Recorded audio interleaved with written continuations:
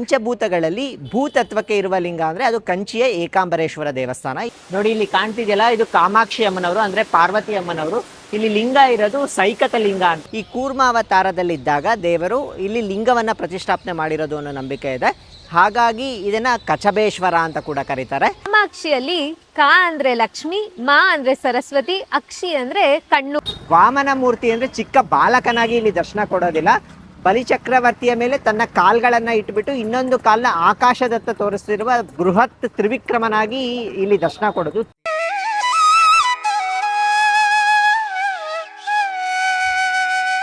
ನಾವು ಈಗ ಕಂಚಿಪುರಂನಲ್ಲಿ ಮೊದಲನೇ ದೇವಸ್ಥಾನಕ್ಕೆ ಬಂದಿದ್ದೀವಿ. ಈ ದೇವಸ್ಥಾನವನ್ನ ಏಕಾಂಬರೇಶ್ವರ ದೇವಸ್ಥಾನ ಅಂತ ಕರೀತಾರೆ. ಕಂಚಿನಲ್ಲಿ ಎರಡು ಕಂಚಿ ಅಂತ ಕರೀತಾರೆ, ಒಂದು ವಿಷ್ಣು ಕಂಚಿ, ಒಂದು ಶಿವ ಕಂಚಿ ಅಂತ. ಈ ಏಕಾಂಬರೇಶ್ವರ ದೇವಸ್ಥಾನದ ಸುತ್ತಮುತ್ತ ದೇವಸ್ಥಾನಗಳಿರುವ ಜಾಗವನ್ನ ಶಿವಕಂಚಿ ಅಂತ ಕರೀತಾರೆ. ವರದರಾಜ ಸ್ವಾಮಿ ದೇವಸ್ಥಾನದ ಹತ್ರ ಇರುವ ದೇವಸ್ಥಾನಗಳನ್ನ ವಿಷ್ಣು ಕಂಚಿ ಅಂತ ಕರೀತಾರೆ. ಇವತ್ತು ಆಕ್ಚುಲಿ ನಾವು ವರದರಾಜ ಸ್ವಾಮಿ ದೇವಸ್ಥಾನಕ್ಕೆ ಹೋಗ್ಬೇಕು ಅಂತ ಅನ್ಕೊಂಡಿದ್ವಿ, ಆದ್ರೆ ಅಲ್ಲಿ ರಥೋತ್ಸವ ಅಂತೆ, ಸಿಕ್ಕಾಪಟ್ಟೆ ಜನ ಇದ್ದಾರಂತೆ. ಹಾಗಾಗಿ ನಾವು ಅದನ್ನ ಸ್ಕಿಪ್ ಮಾಡಿಬಿಟ್ಟು ನಾಳೆ ಹೋಗೋಣ ಅಂತ ಅನ್ಕೊಂಡಿದ್ದೀವಿ. ತಮಿಳುನಾಡು ಹಾಗೆ ಆಂಧ್ರ ಪ್ರದೇಶದಲ್ಲಿ ಪಂಚಭೂತ ಲಿಂಗಗಳಿದೆ. ಪಂಚಭೂತಗಳು ಅಂದರೆ ನಮ್ಮ ಇಡೀ ಜಗತ್ತು ಆಗಿರೋದು ಈ ಪಂಚಭೂತಗಳಿಂದನೇ. ಪೃಥ್ವಿ, ಅಪ್, ತೇಜೋ, ವಾಯುರ್, ಆಕಾಶ. ಈ ಒಂದೊಂದು ತತ್ವಕ್ಕೆ ಒಂದೊಂದು ಲಿಂಗಗಳಿದೆ. ಪಂಚಭೂತಗಳಲ್ಲಿ ಭೂತತ್ವಕ್ಕೆ ಇರುವ ಲಿಂಗ ಅಂದರೆ ಅದು ಕಂಚಿಯ ಏಕಾಂಬರೇಶ್ವರ ದೇವಸ್ಥಾನ. ಈಗ ನಾವು ಆ ದೇವಸ್ಥಾನದ ಮುಂಭಾಗದಲ್ಲೇ ಇದ್ದೀವಿ.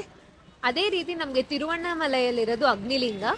ಹಾಗೆ ನಾವು ತಿರುವಣ್ಣಾಮಲೈ ಕೂಡ ಸಂದರ್ಶನ ಮಾಡಿ ಗಿರಿ ಪ್ರದಕ್ಷಿಣೆ ಮಾಡಿದ್ವಿ. ನೀವು ಇನ್ನೂ ಆ ವಿಡಿಯೋ ನೋಡಿಲ್ಲ ಅಂದರೆ ನಮ್ಮ ಚಾನಲ್ನಲ್ಲಿರುತ್ತೆ, ನೋಡ್ಬೋದು. ಹಾಗೆ ಜಲಲಿಂಗ ಬಂದ್ಬಿಟ್ಟು ನಮಗೆ ಶ್ರೀರಂಗಂ ಪಕ್ಕದಲ್ಲಿರುವ ಜಂಬುಕೇಶ್ವರ ದೇವಸ್ಥಾನದಲ್ಲಿದೆ. ನೀವು ಶ್ರೀರಂಗಂಗೆ ಹೋದಾಗ ಈ ಜಲಲಿಂಗದ ದರ್ಶನ ಕೂಡ ಮಾಡ್ಕೋಬಹುದಾಗಿರುತ್ತೆ. ಚಿದಂಬರಂನಲ್ಲಿ ನಮಗೆ ಆಕಾಶಲಿಂಗ ಇದೆ, ಮತ್ತೆ ಕಾಳಹಸ್ತಿಯಲ್ಲಿ ವಾಯುಲಿಂಗ ಇದೆ. ಈ ಪಂಚಭೂತಗಳ ಲಿಂಗಗಳ ದರ್ಶನ ಕೂಡ ಮಾಡ್ಕೋಬಹುದು. ತುಂಬಾನೇ ಚೆನ್ನಾಗಿರುತ್ತೆ, ತುಂಬಾ ವಿಶೇಷವಾದ ದೇವಸ್ಥಾನ.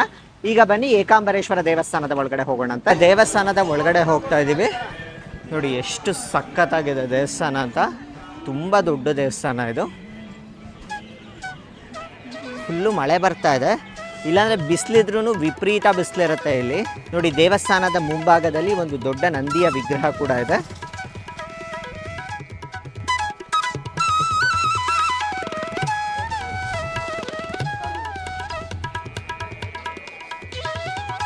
ತುಂಬ ಚೆನ್ನಾಗಿದೆ ದೇವಸ್ಥಾನ ಇದು. ಇವಾಗ ತಾನೇ ಓಪನ್ ಆಗಿದೆ, ಸಾಕಷ್ಟು ಜನ ಬರ್ತಾ ಇದ್ದಾರೆ. ನಿಮಗೆ ನಂದಿಯ ವಿಗ್ರಹ ಕೂಡ ತೋರಿಸ್ತೀನಿ. ಮಧ್ಯಾಹ್ನದತ್ತೆಲ್ಲ ಬಂದರೆ ಇಲ್ಲಿ ಕಾಲಿಡೋದಕ್ಕೂ ಆಗೋದಿಲ್ಲ, ಅಷ್ಟೊಂದು ಬಿಸಿಲಿರುತ್ತೆ. ಪುರಾಣಗಳಲ್ಲಿ ಕಾಂಚಿ ಪಟ್ಟಣನ ಎಷ್ಟು ವರ್ಣನೆ ಮಾಡಿದ್ದಾರೆ ಅಂದರೆ ತುಂಬ ಕಡೆ ಉಲ್ಲೇಖ ಇದೆ ಕಾಂಚಿ ಪಟ್ಟಣದ ಬಗ್ಗೆ. ಇದರ ಬಗ್ಗೆ ವಿಸ್ತಾರವಾದ ಮಾಹಿತಿನ ನಿಮಗೆ ಅಪ್ಕಮಿಂಗ್ ವೀಡಿಯೋಸ್ನಲ್ಲೂ ಕೊಡ್ತೀನಿ, ಹಾಗೆ ಈ ವಿಡಿಯೋನಲ್ಲೂ ಕೊಡ್ತೀನಿ. ಬನ್ನಿ, ಮೊದಲಿಗೆ ಇಲ್ಲಿ ದೇವಸ್ಥಾನದ ಪಕ್ಕ ಕಲ್ಯಾಣಿ ಇದೆ, ಆ ಕಲ್ಯಾಣಿನ ನೋಡ್ಕೊಂಬರೋಣ ಅಂತ. ನೋಡಿ ವಿಶೇಷವಾದ ನಂದಿಯ ವಿಗ್ರಹ ಇದೆ.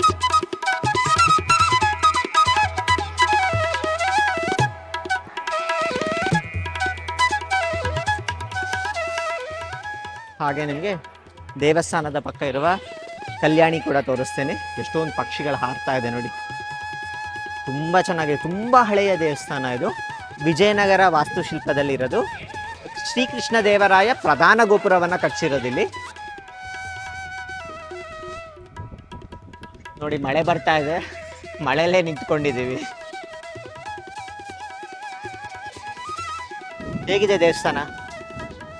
ದೇವಸ್ಥಾನ ತುಂಬಾ ಚೆನ್ನಾಗಿದೆ. ನಮಗೆ ನಿಮಗೂ ತುಂಬಾ ವಿಡಿಯೋ ಮಾಡಬೇಕು ಅಂತ ಎಕ್ಸ್ಪೆಕ್ಟೇಷನ್ ಅಲ್ಲಿ ಬಂದ್ವಿ, ಬಟ್ ಮಳೆ ಬರ್ತಿದೆ. ಎಷ್ಟಾಗುತ್ತೋ ಅಷ್ಟು ವಿಡಿಯೋನ ರೆಕಾರ್ಡ್ ಮಾಡಿಬಿಟ್ಟು ಅಪ್ಲೋಡ್ ಮಾಡ್ತೀವಿ. ನೋಡಿ ಮಂಟಪ ಎಷ್ಟು ಚೆನ್ನಾಗಿದೆ ಅಂತ, ಹಳೇ ಕಾಲದ ದೇವಸ್ಥಾನ. ತುಂಬ ಚೆನ್ನಾಗಿದೆ ದೇವಸ್ಥಾನ ಇದು.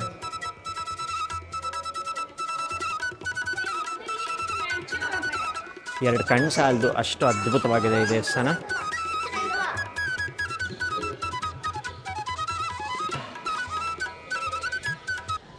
ವಿಶಾಲವಾದ ಗೋಪುರಗಳು, ದೊಡ್ಡ ದೊಡ್ಡ ಪ್ರಾಂಗಣ. ತಮಿಳುನಾಡಿಗೆ ಬಂದರೆ ಒಂದೊಂದು ದೇವಸ್ಥಾನ ಹೆಚ್ಚು ಕಮ್ಮಿ ಒಂದೊಂದು ಊರು ಸೈಜ್ನಲ್ಲಿರುತ್ತೆ. ನಮ್ಮೂರ ಹಳ್ಳಿಗಳೆಲ್ಲ ಇರುತ್ತಲ್ಲ, ಅಷ್ಟು ಸೈಜು ಒಂದು ದೇವಸ್ಥಾನನೇ ಇರುತ್ತೆ. ಇಲ್ಲಿ ಪ್ರಸಾದಗಳು ಕೂಡ ಸಿಗುತ್ತೆ, ತೆಗೆದುಕೊಳ್ಬೋದು. ಧ್ವಜಸ್ತಂಭ ಇದೆ ನೋಡಿ, ಧ್ವಜಸ್ತಂಭ. ಸಾಕಷ್ಟು ರಿನೋವೇಷನ್ ಕೂಡ ಆಗ್ತಾ ಇದೆ. ದೇವಸ್ಥಾನ ಖಾಲಿ ಇದೆ, ಹೋಗಿ ಬೇಗ ದರ್ಶನ ಮಾಡ್ಕೊಂಡು ಬಂದ್ಬಿಡ್ತೀವಿ. ನೋಡಿ ದ್ವಾರಪಾಲಕರು, ಏಕಾಂಬರೇಶ್ವರ ದೇವಸ್ಥಾನ ಅಂತ ಹಾಕಿದ್ದಾರೆ. ಇಲ್ಲಿ ನೋಡಿ, ಇಲ್ಲಿ ಕಾಣ್ತಿದೆಯಲ್ಲ, ಇದು ಕಾಮಾಕ್ಷಿ ಅಮ್ಮನವರು ಅಂದ್ರೆ ಪಾರ್ವತಿ ಅಮ್ಮನವರು. ಇಲ್ಲಿ ಲಿಂಗ ಇರೋದು ಸೈಕತ ಲಿಂಗ ಅಂತ, ಮರಳಿನ ಲಿಂಗನ ಕಾಮಾಕ್ಷಿ ದೇವಿ ಇಟ್ಕೊಂಡಿರೋದು. ವಿಶೇಷವಾದ ದೇವಸ್ಥಾನ, ತುಂಬಾ ಚೆನ್ನಾಗಿದೆ. ನಿಮ್ಗೆ ದೇವ್ರು ಈ ತರ ಕಾಣುತ್ತೆ. ಅಮ್ಮನು ನೋಡಿ ಲಿಂಗನ ಇಟ್ಕೊಂಡಿರೋದು. ಹಿಂದೆಗಡೆ ಕಾಮಾಕ್ಷಿ ಮತ್ತೆ ಏಕಾಂಬರೇಶ್ವರ ದೇವರು ಎರಡು ವಿಗ್ರಹಗಳಿದೆ. ಹಿಂದೆಗಡೆ ಎರಡು ವಿಗ್ರಹಗಳಿದೆ, ಮುಂದೆ ಲಿಂಗ ಇದೆ. ತುಂಬಾನೇ ಚೆನ್ನಾಗಿದೆ ದೇವಸ್ಥಾನ, ತುಂಬಾ ಹಳೆಯ ದೇವಸ್ಥಾನ. ನೀವು ಕಂಚಿಗೆ ಬಂದು ಒಮ್ಮೆ ಇಲ್ಲಿ ವಿಸಿಟ್ ಮಾಡಲೇಬೇಕು, ಅಷ್ಟು ಚೆನ್ನಾಗಿರುವ ದೇವಸ್ಥಾನ ಇದು.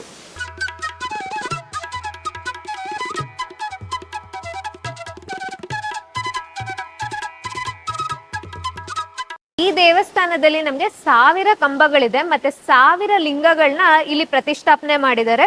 ಟೋಟಲ್ ಆಗಿ 1008 ಲಿಂಗಗಳು ದೇವಸ್ಥಾನದ ಸುತ್ತನೂ ನಮ್ಗೆ ಪ್ರತಿಷ್ಠಾಪನೆ ಮಾಡಿದ್ದಾರೆ. ಮತ್ತೆ ಅದೇ ರೀತಿ ಇಲ್ಲಿ ಒಂದು ವಿಶೇಷವಾದ ಮಾವಿನ ಮರ ಇದೆ. ನಾವೀಗ ಆ ಮಾವಿನ ಮರದ ಹತ್ರ ಹೋಗ್ತಿದೀವಿ. ಅದ್ರ ಕಥೆನೂ ಕೂಡ ಮುಂದಕ್ಕೆ ತಿಳ್ಕೊಳ್ಳೋಣಂತೆ, ಬನ್ನಿ.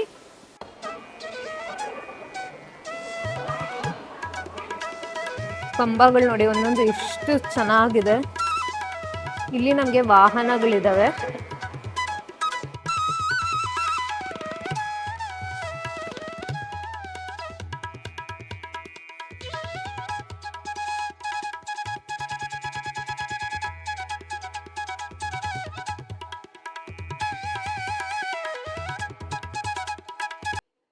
ಇಲ್ಲಿ ನಿಮ್ಗೆ ಹಿಂದೆ ಕಾಣ್ತಿದೆಯಲ್ಲ, ಇದು ಮಾವಿನ ಮರ. ಇದು ವಿಶೇಷವಾದ ಮಾವಿನ ಮರ.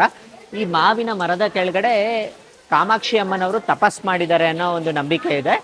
ಒಂದು ಪುರಾಣದ ಒಂದು ಕತೆ ಇದೆ. ಅದೇನು ಅಂದ್ರೆ, ಕೈಲಾಸದಲ್ಲಿ ಒಮ್ಮೆ ಪಾರ್ವತಿ ದೇವಿ ವಿನೋದಕ್ಕಾಗಿ ಶಿವನ ಕಣ್ಣುಗಳನ್ನ ಮುಚ್ಚಿಬಿಡ್ತಾರೆ. ಶಿವನ ಕಣ್ಣು ಅಂದ್ರೆ ಜಗತ್ತಿನ ಸೂರ್ಯ ಚಂದ್ರರು ಅಂತ ಅರ್ಥ. ಈ ಇಡೀ ಜಗತ್ತೇ ಗಾಢಾಂಧಕಾರದಲ್ಲಿ ಬಿದ್ದೋಗ್ಬಿಡತ್ತೆ. ಅವಾಗ ಆ ತಪ್ಪನ್ನ ಅರಿತ ಪಾರ್ವತಿ ದೇವಿ ತುಂಬಾ ಪಶ್ಚಾತ್ತಾಪದಿಂದ ಬೇಜಾರು ಮಾಡ್ಕೊಳ್ತಾರೆ. ಅದಾದ ನಂತರ ಭೂಮಿಗೆ ಬಂದ್ಬಿಟ್ಟು ಶಿವನ ಕುರಿತು ತಪಸ್ಸು ಮಾಡ್ತಾರೆ ಪ್ರಾಯಶ್ಚಿತ್ತಕ್ಕಾಗಿ. ಶಿವನ ತಪಸ್ಸು ಮಾಡುವಾಗ ಮಾವಿನ ಮರದ ಕೆಳಗಡೆ ಕೂತ್ಕೊಂಡು ತಪಸ್ಸು ಮಾಡೋದು. ಅದೇ ಮಾವಿನ ಮರ ಇದು. ಇಲ್ಲಿ ಕಂಪಾ ನದಿ ಅಂತ ಮುಂಚೆ ಹರಿತಾ ಇರುತ್ತೆ. ಆ ಕಂಪಾ ನದಿ ತೀರದಲ್ಲಿ ಮಾವಿನ ಮರದ ಕೆಳಗಡೆ ಕೂತ್ಕೊಂಡು ತಪಸ್ ಮಾಡ್ತಿರ್ತಾರೆ ದೇವಿಯವರು. ಈ ಮಾವಿನ ಮರದ ವಿಶೇಷತೆ ಏನು ಅಂದ್ರೆ, 4 ಬ್ರಾಂಚಸ್ ಇರುತ್ತೆ ಈ ಮಾವಿನ ಮರಕ್ಕೆ. 4 ಕಾಂಡಗಳಿರುತ್ತೆ. ಒಂದೊಂದು ಕಾಂಡದಲ್ಲಿ ಒಂದೊಂದು ರೀತಿಯ ಮಾವಿನ ಹಣ್ಣುಗಳು ಬಿಡ್ತಾ ಇರುತ್ತೆ ಅಂತ ಹೇಳ್ತಾರೆ. ಶಿವಲಿಂಗದ ಮುಂದೆ ಕೂಡ ದೀಪ ಹಚ್ತಾ ಇದ್ದಾರೆ. ನೋಡೋದಿಕ್ಕೆ ತುಂಬಾ ಸಂತೋಷ ಆಗುತ್ತೆ, ಅಷ್ಟು ಚೆನ್ನಾಗಿದೆ. ಮೇಂಟೆನೆನ್ಸು ಅಷ್ಟೇ ತುಂಬಾ ಚೆನ್ನಾಗಿ ಮೇಂಟೈನ್ ಮಾಡಿದ್ದಾರೆ. ಆ ಕನ್ಸ್ಟ್ರಕ್ಷನ್ ಆಗ್ತಿದ್ರು ನೀಟಾಗಿ ಮೇಂಟೈನ್ ಮಾಡಿದ್ದಾರೆ ದೇವಸ್ಥಾನವನ್ನ. ದೇವಸ್ಥಾನದ ಪುಳಿಯೋಗರೆ ತೆಗೆದುಕೊಂಡಿದ್ದೀವಿ. ಪುಳಿಯೋಗರೆ, ಪೊಂಗಲ್ಲು ಎಲ್ಲ 35 ರುಪೀಸ್. ಇಲ್ಲಿ ಪ್ರಸಾದನ ನಾವು ಕೊಂಡ್ಕೋಬೇಕಾಗತ್ತೆ. ಇಲ್ಲಿ ಇಡ್ಲಿ ಕೂಡ ಪ್ರಸಾದ ಇದೆ. ಅದನ್ನ ಕೋವಿಲ್ ಇಡ್ಲಿ ಅಂತ ಕರೀತಾರೆ. ನಮ್ಮ ನಾರ್ಮಲ್ ಇಡ್ಲಿ ತರ ಇರೋದಿಲ್ಲ, ಫ್ಲಾಟ್ ಆಗಿ ಸಿಲಿಂಡ್ರಿಕಲ್ ಶೇಪಲ್ಲಿ ಇರುತ್ತೆ. ಅದನ್ನ ಕಟ್ ಮಾಡಿ ಪೀಸಸ್ ಆಗಿ ಕೊಡ್ತಾರೆ. ಅದು ಕೂಡ ತುಂಬಾ ಚೆನ್ನಾಗಿರುತ್ತೆ. ಪುಳಿಯೋಗರೆನ ನಾನು ಟೇಸ್ಟ್ ಮಾಡ್ತೀನಿ. ಪುಳಿಯೋಗರೆನೂ ತುಂಬಾ ಚೆನ್ನಾಗಿದೆ. ಎಲ್ಲ ಪ್ರಸಾದನೂ ತುಂಬಾ ಚೆನ್ನಾಗಿರುತ್ತೆ. ದೇವಸ್ಥಾನದ್ದು ತುಂಬಾ ಚೆನ್ನಾಗಿರುತ್ತೆ. ಸಕ್ಕರೆ ಪೊಂಗಲು ತುಂಬಾ ಚೆನ್ನಾಗಿರುತ್ತೆ, ಅದನ್ನು ಟ್ರೈ ಮಾಡಿ. ಪುಳಿಯೋಗರೆ, ಪೊಂಗಲು, ಕೋವಿಲ್ ಇಡ್ಲಿ, ಈ ಮೂರನ್ನು ಟ್ರೈ ಮಾಡಿ, ತುಂಬಾ ಚೆನ್ನಾಗಿರುತ್ತೆ. ಈಗ ನಮ್ಗೆ ಏಕಾಂಬರೇಶ್ವರ ದೇವಸ್ಥಾನದಲ್ಲಿ ದರ್ಶನ ಆಯ್ತು. ನಾವೀಗ ಮುಂದಿನ ದೇವಸ್ಥಾನಕ್ಕೆ ಹೋಗ್ತಿದೀವಿ. ಇಲ್ಲಿ ಕಾಂಚಿಯಲ್ಲಿ ನಿಮ್ಗೆ ಎಲ್ಲಾ ದೇವಸ್ಥಾನಗಳು ಕೂಡ ಪಕ್ಕನೇ ಇರುತ್ತೆ. ನಿಮ್ಗೆ 300 ಮೀಟರ್, 700 ಮೀಟರ್ ಇಷ್ಟು ದೂರದಲ್ಲೇ ಇರುತ್ತೆ. ನೀವು ಬೇಕಿದ್ರೆ ಆಟೋ ಹೈರ್ ಮಾಡ್ಕೊಬಹುದು, ಇಲ್ಲಾಂದ್ರೆ ನೀವು ನಡ್ಕೊಂಡು ಕೂಡ ಹೋಗ್ಬೋದಾಗಿರುತ್ತೆ ದೇವಸ್ಥಾನಗಳಿಗೆ. ನಿಮಗೆ ಹೆಲ್ಪ್ ಆಗಲಿ ಅಂತ ಪ್ರತಿಯೊಂದು ದೇವಸ್ಥಾನಕ್ಕೆ ನಾವು ಯಾವ ದೇವಸ್ಥಾನಕ್ಕೆ ಹೋಗ್ತೀನೋ ಅದರದ್ದು ಗೂಗಲ್ ಮ್ಯಾಪ್ಸ್ ಲಿಂಕ್ನ ನಾನು ಡಿಸ್ಕ್ರಿಪ್ಷನ್ ಬಾಕ್ಸ್ನಲ್ಲಿ ಕೊಟ್ಟಿರ್ತೀನಿ. ನಿಮಗೆ ಮ್ಯಾಪ್ಸ್ನಲ್ಲಿ ಲೊಕೇಶನ್ ತೋರಿಸುತ್ತೆ, ನೇರವಾಗಿ ನೀವು ದೇವಸ್ಥಾನಕ್ಕೆ ಹೋಗ್ಬೋದು. ಈಗ ನಾವು ಮುಂದಿನ ದೇವಸ್ಥಾನಕ್ಕೆ ಹೋಗೋಣಂತೆ. ಈಗ ನಾವು ಕಚಬೇಶ್ವರ ಆಲಯಕ್ಕೆ ಬಂದಿದ್ದೀವಿ. ಈಗ ದೇವಸ್ಥಾನದ ಒಳಗಡೆ ಹೋಗ್ಬಿಟ್ಟು ಇದರ ಬಗ್ಗೆ ಮಾಹಿತಿನ ತಿಳಿದುಕೊಳ್ಳೋಣಂತೆ. ಈಗ ಕಚಬೇಶ್ವರ ಆಲಯದ ಒಳಗಡೆ ಹೋಗ್ತಾ ಇದ್ದೀವಿ. ನೋಡಿ, ಈ ದೇವಸ್ಥಾನ ಕೂಡ ಏನು ಚೆನ್ನಾಗಿದೆ. ಈಗ ತಾನೇ ಮಳೆ ಬಿಟ್ಟಿದೆ, ನೋಡೋದಕ್ಕೆ ಸೂಪರ್ ಆಗಿದೆ. ನೋಡಿ, ಇದೆ ಕಚಬೇಶ್ವರ ಆಲಯ. ಕಚಬೇಶ್ವರ ಆಲಯದಲ್ಲಿ ಒಂದು ಪುಷ್ಕರಣಿ ಕೂಡ ಇದೆ. ನಾನು ನಿಮ್ಗೆ ಆ ಪುಷ್ಕರಣಿನ ಇವಾಗ ತೋರಿಸ್ತೇನೆ. ಇದು ದೇವಸ್ಥಾನದ ಪುಷ್ಕರಣಿ.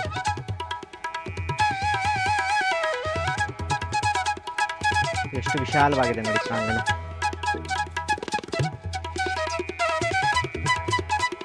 ನಿಮ್ಗೆಲ್ಲರಿಗೂ ತಿಳಿದಿರುವ ಹಾಗೆ ಅಮೃತ ಮಥನ ಕಾಲದಲ್ಲಿ ಕೂರ್ಮಾವತಾರವಾಗಿ ಮಹಾವಿಷ್ಣು ಒಂದು ಅವತಾರ ಎತ್ತುತ್ತಾರೆ.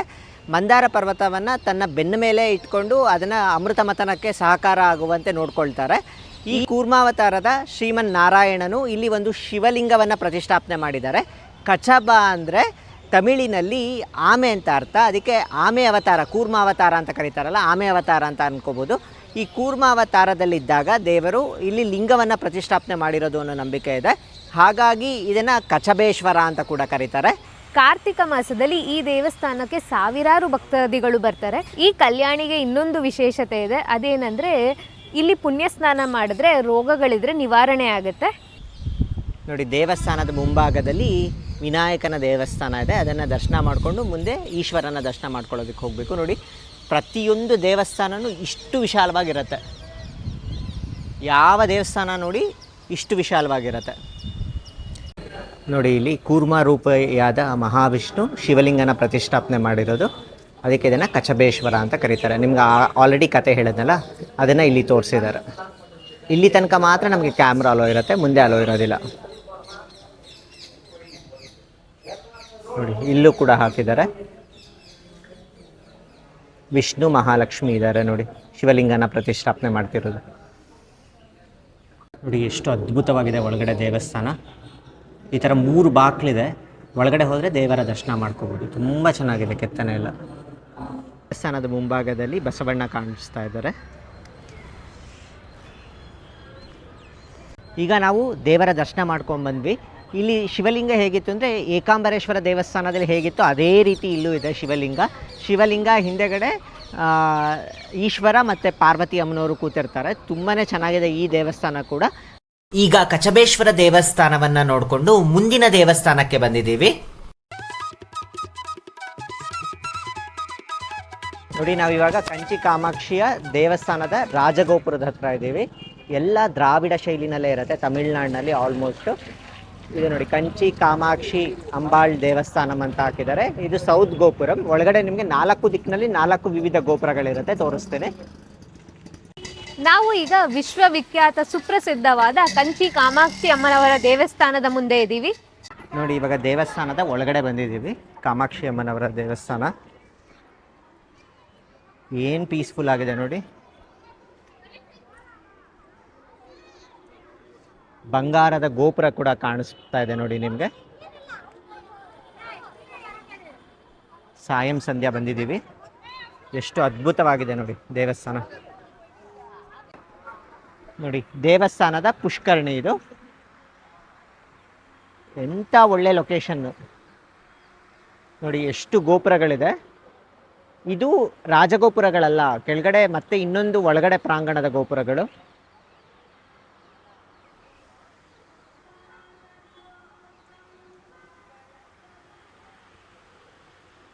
ಈ ಕಂಚಿ ಕಾಮಾಕ್ಷಿ, ಮಧುರ ಮೀನಾಕ್ಷಿ, ಕಾಶಿ ವಿಶಾಲಾಕ್ಷಿ ಈ 3 ಶಕ್ತಿಪೀಠಗಳು ತುಂಬ ಫೇಮಸ್ಸು.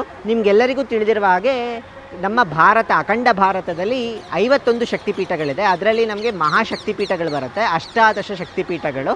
ಅದರಲ್ಲಿ ವಿವಿಧ ಭಾಗಗಳಲ್ಲಿ ಸತೀದೇವಿಯ ವಿವಿಧ ಭಾಗಗಳು ಬಿದ್ದಿರುತ್ತೆ. ಈ 18 ಶಕ್ತಿಪೀಠ ಹೇಗೆ ಕ್ರಿಯೇಟ್ ಆಯಿತು ಅನ್ನೋದಕ್ಕೆ ಒಂದು ವಿಶೇಷವಾದ ಕಥೆಗಳಿದೆ ಪುರಾಣಗಳ ಪ್ರಕಾರ.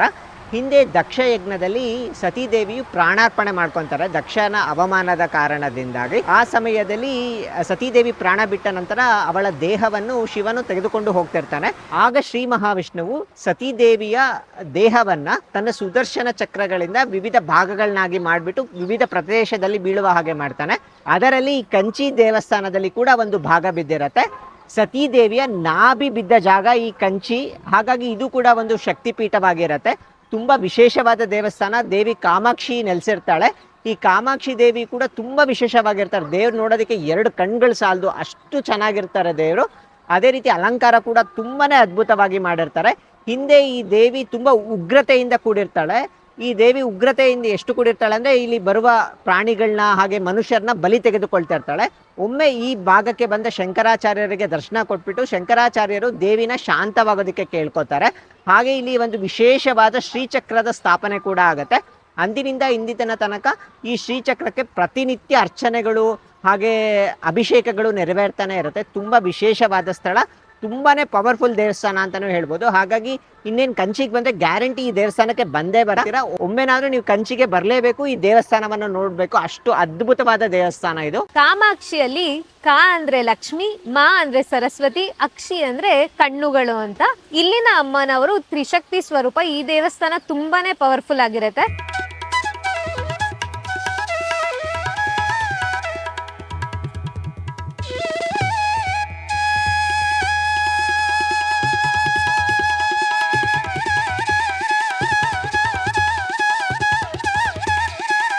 ಇಲ್ಲಿ ದರ್ಶನ ಮುಗಿಸ್ಕೊಂಡು ಬಂದಿರೋರ್ಗೆಲ್ಲ ಪುಳಿಯೋಗರೆ ಪ್ರಸಾದ ಕೊಡ್ತಿದ್ದಾರೆ.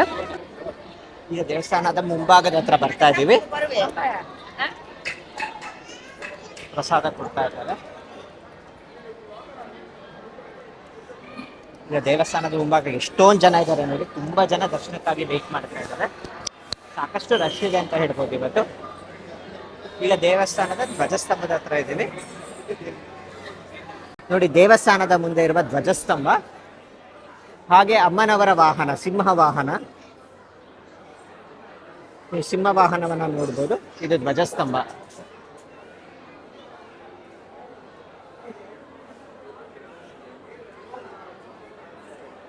ಹಾಗೆ ಇದು ಬಲಿಪೀಠ.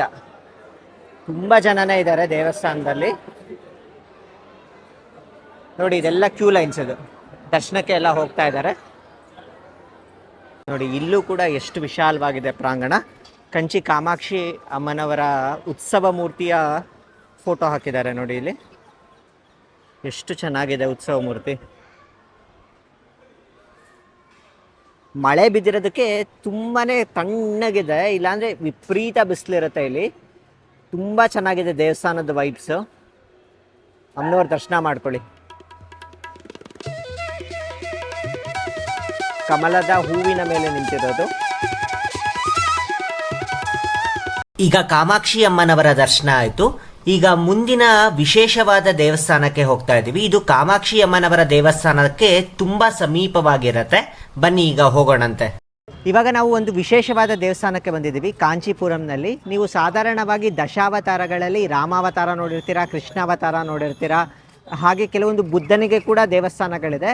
ವಾಮನ ಮೂರ್ತಿಯ ಒಂದು ದೇವಸ್ಥಾನಕ್ಕೆ ಬಂದಿದ್ದೀವಿ. ನಿಮಗೆ ಈ ವಾಮನ ಮೂರ್ತಿಯ ದೇವಸ್ಥಾನ ಸಿಗೋದು ತುಂಬಾ ಅಪರೂಪ. ವಾಮನ ಮೂರ್ತಿ ಅಂದರೆ ತ್ರಿವಿಕ್ರಮನಾಗಿ ಕಾಣಿಸ್ತಾನೆ ಇಲ್ಲಿ. ವಾಮನ ಮೂರ್ತಿ ಅಂದರೆ ಚಿಕ್ಕ ಬಾಲಕನಾಗಿ ಇಲ್ಲಿ ದರ್ಶನ ಕೊಡೋದಿಲ್ಲ. ಬಲಿಚಕ್ರವರ್ತಿಯ ಮೇಲೆ ತನ್ನ ಕಾಲ್ಗಳನ್ನು ಇಟ್ಬಿಟ್ಟು ಇನ್ನೊಂದು ಕಾಲನ್ನ ಆಕಾಶದತ್ತ ತೋರಿಸ್ತಿರುವ ಬೃಹತ್ ತ್ರಿವಿಕ್ರಮನಾಗಿ ಇಲ್ಲಿ ದರ್ಶನ ಕೊಡೋದು. ತುಂಬಾ ವಿಶೇಷವಾದ ದೇವಸ್ಥಾನ, ತುಂಬಾ ಅದ್ಭುತವಾದ ದೇವಸ್ಥಾನ. ಇದು ಕೇವಲ 300 ಮೀಟರ್ ಇರುತ್ತೆ ಕಂಚಿ ಕಾಮಾಕ್ಷಿಯ ದೇವಸ್ಥಾನಕ್ಕೆ. ತುಂಬ ಜನ ಕಾಮಾಕ್ಷಿ ದೇವಸ್ಥಾನ ಬಂದುಬಿಟ್ಟು ಹಾಗೆ ಹೊರಟೋಗ್ಬಿಡ್ತಾರೆ. ಈ ದೇವಸ್ಥಾನಕ್ಕೆ ಒಮ್ಮೆ ವಿಸಿಟ್ ಮಾಡಿ. ತುಂಬಾ ಚೆನ್ನಾಗಿದೆ ದೇವಸ್ಥಾನ. ತುಂಬ ದೊಡ್ಡ ವಿಗ್ರಹ ಇದೆ.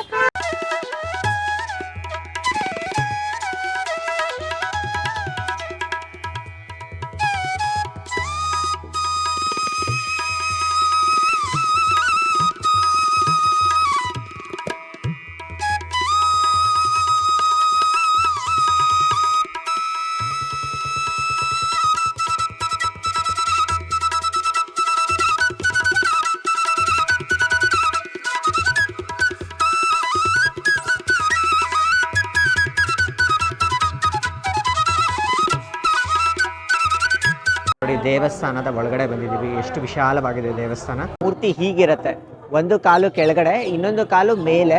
ನಾನು ನಿಮಗೆ ಫೋಟೋ ತೋರಿಸ್ತೀನಿ ಆಮೇಲೆ. ಬಟ್ ದೇವಸ್ಥಾನದ ಒಳಗಡೆ ಕ್ಯಾಮ್ರಾ ಅಲೋ ಮಾಡೋದಿಲ್ಲ. ತುಂಬ ವಿಶಾಲವಾಗಿದೆ ದೇವಸ್ಥಾನ.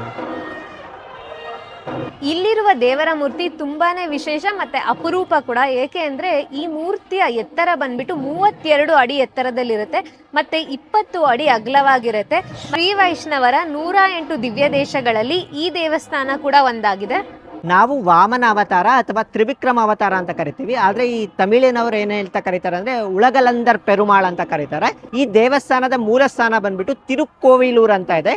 ಇನ್ ಕೇಸ್ ನೀವೇನಾದರೂ ತಿರುವಣ್ಣಾಮಲೆಗೆ ಅರುಣಾಚಲ ಗಿರಿ ಪ್ರದಕ್ಷಿಣೆಗೆ ಹೋದರೆ ಅಲ್ಲಿಂದ ಕೇವಲ 20 ಕಿಲೋಮೀಟರ್ ಇರುತ್ತೆ ತಿರುಕ್ಕೋವಿಲೂರು ಅಂತ. ಅಲ್ಲಿ ಉಳಗಲಂದರ್ ಪೆರುಮಾಳ್ನ ಮೂಲ ಸ್ಥಾನ ಇರುತ್ತೆ, ಅಲ್ಲಿಗೆ ಹೋಗೋದನ್ನು ಮರಿಬೇಡಿ. ಅದೇ ರೀತಿ ಇಲ್ಲೂ ಕೂಡ ಇರೋದು, ಅಲ್ಲಿ ಎಷ್ಟು ಎತ್ತರ ಇದೆಯೋ ಇಲ್ಲೂ ಕೂಡ ಅಷ್ಟೇ ಎತ್ತರ ಇದೆ. ತುಂಬ ವಿಶೇಷವಾದ ದೇವಸ್ಥಾನ. ಕಂಚಿಗೆ ಬಂದವ್ರು ಮಾತ್ರ ಇದನ್ನು ಏನೇ ಕಾರಣಕ್ಕೂ ಮಿಸ್ ಮಾಡಬೇಡಿ, ಯಾಕೆಂದರೆ ಈ ದೇವಸ್ಥಾನಗಳು ನಿಮಗೆ ಎಲ್ಲೂ ಸಿಗೋದಿಲ್ಲ. ನಮ್ಮ ಕರ್ನಾಟಕದಲ್ಲಾಗಿರ್ಬೋದು ಅಥವಾ ತಮಿಳ್ನಾಡಿನ ವಿವಿಧ ಬೇರೆ ಪ್ರದೇಶಗಳಲ್ಲಾಗಿರ್ಬೋದು, ಬೇರೆ ದೇವಸ್ಥಾನಗಳು ನಿಮ್ಗೆ ಸಿಗ್ತಾನೆ ಇರುತ್ತೆ. ಬಟ್ ಈ ಥರ ವಾಮನ ಮೂರ್ತಿ ತ್ರಿವಿಕ್ರಮ ಅವತಾರದಲ್ಲಿ ಕಾಣಿಸೋದು ತುಂಬ ವಿಶೇಷವಾದ ಸ್ಥಳಗಳಲ್ಲಿ ಮಾತ್ರ. ಹಾಗಾಗಿ ಈ ಜಾಗಕ್ಕೆ ಬಂದಾಗ ಒಮ್ಮೆ ದೇವಸ್ಥಾನಕ್ಕೆ ಬಂದು ದೇವರ ದರ್ಶನ ಮಾಡ್ಕೊಂಡು ಹೋಗಿ. ಗೋಪುರ ಕೂಡ ಎಷ್ಟು ವಿಶೇಷವಾಗಿದೆ, ತುಂಬ ಒಂಥರ ಕ್ಯೂಟ್ ಆಗಿದೆ ಈ ದೇವಸ್ಥಾನ ಅಂತ ಹೇಳ್ಬೋದು. ಒಂಥರ ಬುಡ್ಡ ಗೋಪುರಗಳು, ಎತ್ತರ ಗೋಪುರಗಳಲ್ಲ, ತುಂಬ ಚೆನ್ನಾಗಿದೆ ದೇವಸ್ಥಾನ. ನಿಮ್ಗೆ ಆರ್ಕಿಟೆಕ್ಚರಲ್ಲಿನೂ ಕೂಡ ತುಂಬ ಚೆನ್ನಾಗಿದೆ ಈ ದೇವಸ್ಥಾನ. ಕಾಂಚೀಪುರಂ ಅಂದರೆ ಸಾಕಷ್ಟು ಜನ ಸೀರೆ ಶಾಪಿಂಗ್ ಅಂತ ಅನ್ಕೊತಾರೆ, ಆದರೆ ಕಾಂಚೀಪುರವನ್ನು ದೇವಾಲಯಗಳ ನಗರಿ ಅಂತ ಕರೀತಾರೆ. ಸಾವಿರಾರು ದೇವಾಲಯ ಇತ್ತು ಇಲ್ಲಿ, ಹೆಜ್ಜೆ ಹೆಜ್ಜೆಗೂ ಒಂದೊಂದು ದೇವಸ್ಥಾನ ಸಿಗುತ್ತೆ. ಅದು ಏನು ಚಿಕ್ಕ ಪುಟ್ಟ ದೇವಸ್ಥಾನ ಅಲ್ಲ, ತುಂಬ ದೊಡ್ಡ ದೇವಸ್ಥಾನಗಳು, ತುಂಬ ದೊಡ್ಡ ಮೂರ್ತಿಗಳು. ಒಂದೊಂದು ದೇವಸ್ಥಾನದಲ್ಲಿ ಸಾಕಷ್ಟು ಉಪಾಲಯಗಳಿರುತ್ತೆ. ಕೆಲವೊಂದೊಂದು 25-30 ಎಕರೆ ಅಷ್ಟು ದೊಡ್ಡ ದೇವಸ್ಥಾನಗಳಾಗಿರುತ್ತೆ. ಈ ದೇವಸ್ಥಾನಗಳ ನಗರಿನಲ್ಲಿದ್ದು 1000 ದೇವಸ್ಥಾನ. ಬಟ್ ಇವಾಗ ಸಾಕಷ್ಟು ದೇವಸ್ಥಾನಗಳು ಶಿಥಿಲಾವಸ್ಥೆಗೊಂಡು ಈಗ ಒಂದು 100-108 ದೇವಸ್ಥಾನ ಏನೋ ಇದೆ ಅಂತ ಹೇಳ್ತಾರೆ. ಒಂದೊಂದು ವಿಶೇಷವಾದ ದೇವಸ್ಥಾನ.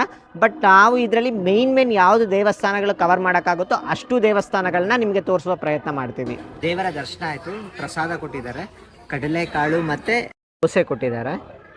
ದೇವರ ಪ್ರಸಾದವನ್ನು ತೆಗೆದುಕೊಂಡು ಹೋಗಿ ಇವತ್ತಿನ ಆಲ್ಮೋಸ್ಟ್ ಎಲ್ಲ ದೇವಸ್ಥಾನಗಳು ಕಂಪ್ಲೀಟ್ ಆಯಿತು. ನಾಳೆ ಇನ್ನೂ ಕೆಲವು ದೇವಸ್ಥಾನಗಳಿದೆ, ಅದನ್ನು ಸಂದರ್ಶನ ಮಾಡಬೇಕಾಗತ್ತೆ. ಇವತ್ತು ನಾವು ಒಂದು 3 to 4 ಟೆಂಪಲ್ಸ್ನ ವಿಸಿಟ್ ಮಾಡಿದ್ವಿ. ಮಳೆ ಬಂದುಬಿಡ್ತು, ಅದಕ್ಕೆ ಜಾಸ್ತಿ ದೇವಸ್ಥಾನಗಳಿಗೆ ಹೋಗೋಕ್ಕಾಗಲಿಲ್ಲ. ಇನ್ನು ಎಲ್ಲ ದೇವಸ್ಥಾನಗಳ ದರ್ಶನ ಮಾಡಿಕೊಂಡು ನಾವಿವಾಗ ಊಟಕ್ಕೆ ಬಂದಿದ್ದೀವಿ. ಈಗ ನಾವು ಬಂದಿರೋ ಹೋಟೆಲ್ ಹೆಸರು ಬಂದುಬಿಟ್ಟು ನಿತ್ಯ ಅಮೃತಮ್ ಅಂತ. ಸೊ ಇದಕ್ಕೆ ರಿವ್ಯೂ ಸ್ವಲ್ಪ ಚೆನ್ನಾಗಿತ್ತು, ಅದಕ್ಕೆ ಇಲ್ಲೇ ಊಟಕ್ಕೆ ಬಂದ್ವಿ. ಇವು ಕಾರ್ತಿಕ್ ಪೊಂಗಲ್ ಆರ್ಡರ್ ಮಾಡಿದ್ದಾರೆ, ನಾವು ಸೇವ್ ಪುರಿ ಆರ್ಡರ್ ಮಾಡಿದ್ದೀವಿ. ನೋಡ್ಬೇಕು ಹೇಗಿರುತ್ತೆ ಅಂತ. ಇಲ್ಲಿ ನಿಮಗೆ ಸ್ನ್ಯಾಕ್ಸು ಮತ್ತು ಡೆಸರ್ಟ್ಸ್ ಎಲ್ಲ ಕೂಡ ಅವೈಲೇಬಲ್ ಇದೆ. ನಮ್ಮ ಪೊಂಗಲ್ ಬಂತು. ನನಗೆ ಎಲ್ಲಿ ಹೋದರೂ ಪೊಂಗಲ್ ತುಂಬ ಇಷ್ಟ, ಯಾಕಂದರೆ ತಮಿಳ್ನಾಡಲ್ಲಿ ತುಂಬ ಚೆನ್ನಾಗಿರುತ್ತೆ ಪೊಂಗಲು. ಅದು ಆದಷ್ಟು ನಾನು ಪೊಂಗಲ್ ತೊಗೊಳೋದಕ್ಕೆ ಪ್ರಿಫರ್ ಮಾಡ್ತೀನಿ. ಆದರೆ ಕೃತಿಕಾ ಸ್ವಲ್ಪ ಸ್ನ್ಯಾಕ್ಸ್ ಇಷ್ಟಪಡ್ತಾಳೆ, ಅವಳು ಸೇವ್ ಪುರಿ ತೊಗೊಳ್ತಿದ್ದಾಳೆ. ನಮ್ಮ ಸೇವ್ ಪುರಿ ಬಂದಿದೆ, ಬಟ್ ಇದೇನೋ ನೋಡೋಕೆ ಡಿಫ್ರೆಂಟ್ ಆಗಿದೆ. ಫಸ್ಟ್ ಟೈಮ್ ನಾನು ಕ್ಯಾರೆಟ್ ಹಾಕಿರೋದು ನೋಡ್ತಾ ಇರೋದು. ನಮ್ಮ ಕಡೆ ಅಂತೂ ಈ ಥರ ಸಿಗೋದಿಲ್ಲ ಅಲ್ವಾ. ನೋಡಿ, ಅಟ್ಲೀಸ್ಟ್ ತುರ್ದಿರೋ ಕ್ಯಾರೆಟ್ ಹಾಕಿರೋದು ನೋಡಿದ್ದೀವಿ, ಇದು ನೋಡಿದ್ರೆ ಹಚ್ಚಿರೋ ಕ್ಯಾರೆಟ್ ಹಾಕಿದ್ದಾರೆ. ಒಳ್ಳೆ ಸಲಾಡ್ ಥರ ಇದೆ, ನೋಡಬೇಕು ಹೆಂಗಿರುತ್ತೋ ಟೇಸ್ಟ್ ಇದು ಅಂತ.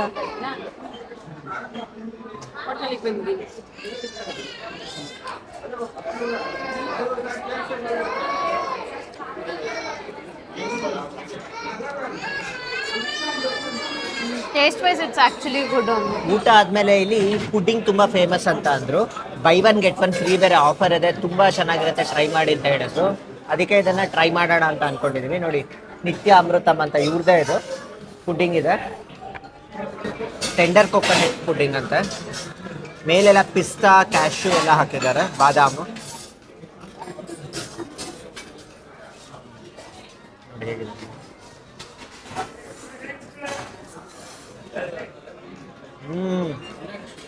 ಸೂಪರ್ ಆಗಿದೆ, ತುಂಬ ಚೆನ್ನಾಗಿದೆ. ಸೇಮ್ ಟೆಂಡರ್ ಕೊಕೊನಟ್ ಫ್ಲೇವರ್ ಇದೆ, ಒಂಥರ ಪಲ್ಪಿ ಥರ ಅನ್ಸೋದು, ತುಂಬ ಚೆನ್ನಾಗಿದೆ. ಇದೆಲ್ಲ ನಮ್ಮ ಕಂಚಿಯ ವಿಡಿಯೋ ಆಗಿತ್ತು. ಇದು ನಾವು ತೋರಿಸಿರೋದು ಶಿವಕಂಚಿನಲ್ಲಿ. ಹಾಗೆ ಇನ್ನೂ ಸಾಕಷ್ಟು ದೇವಸ್ಥಾನ ಶಿವಕಂಚಿಯಲ್ಲಿ ಇತ್ತು. ನಮಗೆ ಮಳೆ ಬಂದ ಕಾರಣ ನಾವು ಅದನ್ನು ತೋರಿಸ್ಲಿಕ್ಕಾಗಲಿಲ್ಲ. ಮರುದಿನ ನಾವು ವಿಷ್ಣು ಕಂಚಿಯ ಜೊತೆಗೆ ಕೆಲವೊಂದು ಶಿವನ ದೇವಸ್ಥಾನಗಳನ್ನು ಕೂಡ ತೋರಿಸ್ತೀವಿ. ಮತ್ತೆ ಮುಂದಿನ ವಿಡಿಯೋ ಒಂದಿಗೆ ಮತ್ತೆ ಭೇಟಿಯಾಗೋಣ. ಅಲ್ಲಿಯವರೆಗೂ ಎಲ್ಲರಿಗೂ ನಮಸ್ಕಾರ.